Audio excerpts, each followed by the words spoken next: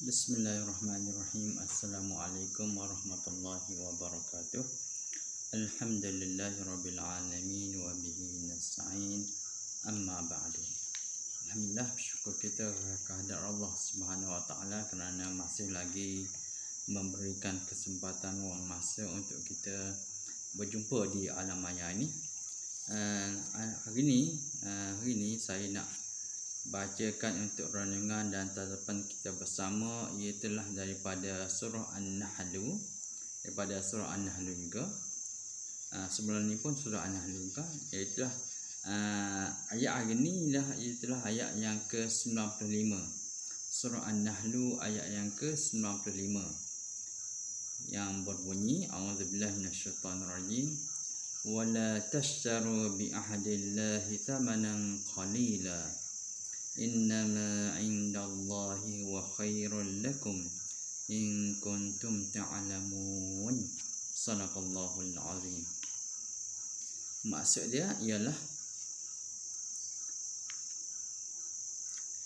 dan janganlah kamu jadikan pesanan-pesanan dan perintah Allah sebagai modal untuk mendapat keuntungan dunia yang sedikit.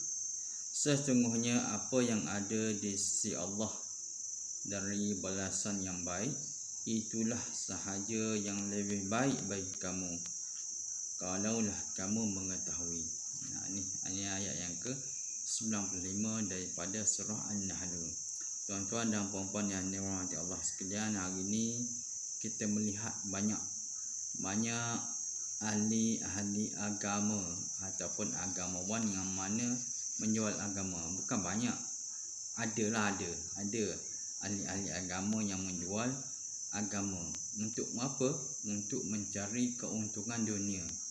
Dia menjualkan akhirat, dia menjualkan ayat-ayat Allah Subhanahu wa taala, ataupun menjualkan ayat-ayat daripada Al-Quranul Karim, daripada hadis Nabi, untuk kepentingan dunia, untuk keuntungan dia, untuk diri dia sahaja. Ni banyak yang kita perhatikan sekarang ni.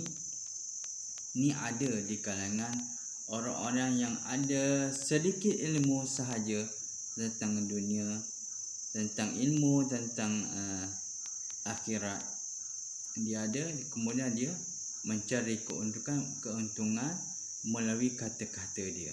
Dia jual apa yang dia dapat daripada Al-Quran, apa yang dia dapat daripada hadis Nabi.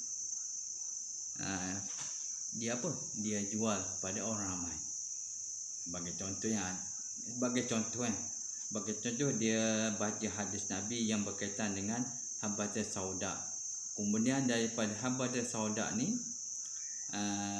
dia belilah produk-produk, ataupun dia ambil daripada mana-mana produk dia jual atas nama agama. Dia ceritalah tentang kebaikan, dia ceritakan tentang kebaikan kita mengamalkan sunnah Nabi.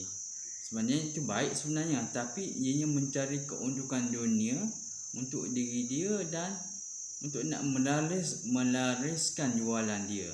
Ni yang kita tak nak ni. Ni yang kita tak nak. Kalau orang betul-betul nak beramal dengan hadis Nabi, dia akan cari. Dia akan tanya yang mana satukah yang asli, yang mana satukah yang betul dan sebagainya. Itu satu contoh. Contoh yang lain juga kita ambillah beberapa ayat daripada ayat Al-Quran, kemudian dihuraikan untuk kepentingan dunia, untuk kepentingan dia dan kepentingan orang yang hendakkan kepada dunia. Sebenarnya apa yang Allah katakan tu dah jelas haramnya. Contohnya contoh. Ini contoh yang lain pula. Sebagai contohnya, apa yang Allah tu dah jelas haramnya, tapi dia cuba untuk apa? Untuk nak mengelirukan orang ramai, ataupun nak mendapatkan raih ataupun sokongan orang ramai bahawasanya kita boleh daripada yang haram, kita boleh jadikan yang tidak haram, kita boleh jadikan ianya halal sebagai contohnya. Dia boleh buat. Untuk apa? Untuk keuntungan dunia. Dia nak carikan keuntungan dunia. Sebab dia nak orang kata kepada dia, ni ada ulama kata gini, boleh. maka bolehlah dia buat macam ni. Begitu. Ada ulama yang kata tak boleh, ada ulama yang kata tak boleh. Ulama yang kata boleh ni dia. Dia kata boleh.